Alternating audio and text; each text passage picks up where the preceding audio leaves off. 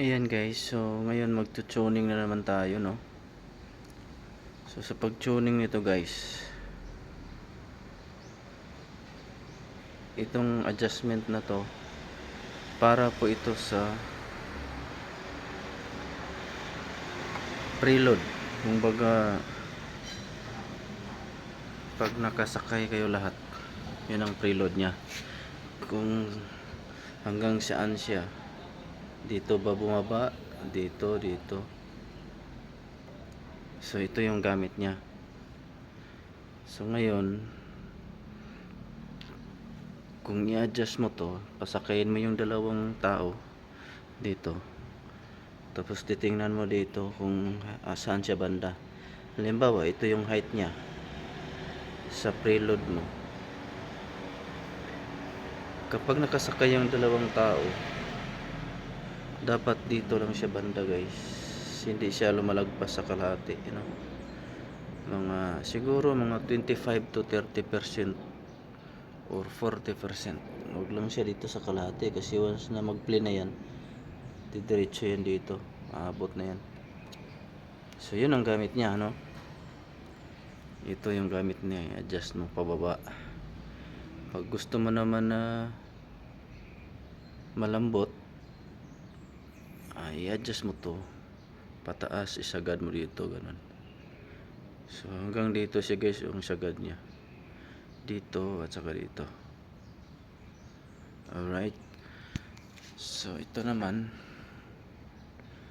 para naman to kapag kayo'y nalubak, halimbawa biglang ganun, pak, so dito mo siya i-control. Yan yung gamit niya. Kung gusto mo na hindi siya mabilis gumanon, bumagsak, sikipan mo dito, kumbaga pihitin mo siya pa kanan. Yan ang patigas. Kung gusto mo naman na malambot, kumbaga mabilis siya gumanon, ito naman sa kaliwa, pakaliwa naman yung pihit mo. So yun yung function niya guys, no?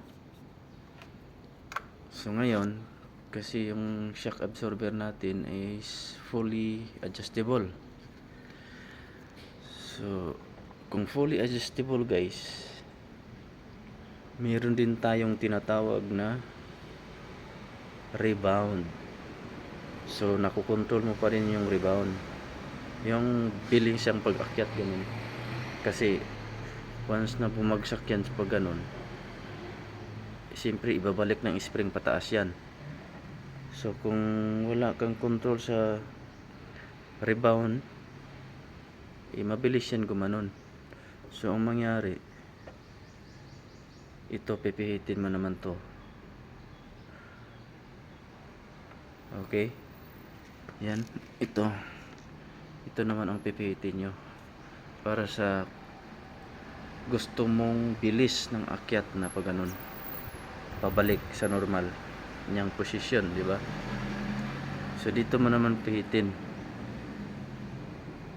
Paano naman to?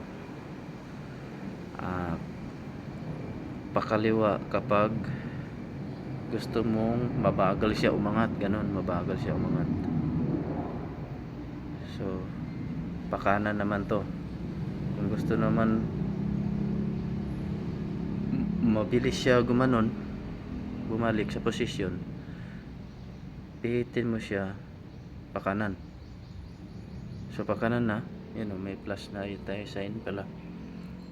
So ito patigas pag pihitin mo siya pakanan. Pero kung gusto mo naman, ganito pala yun guys, oh. Kung pihitin mo naman siya pakanan, yun ang malambot. So kumbaga mabilis siya bumalik sa ganun.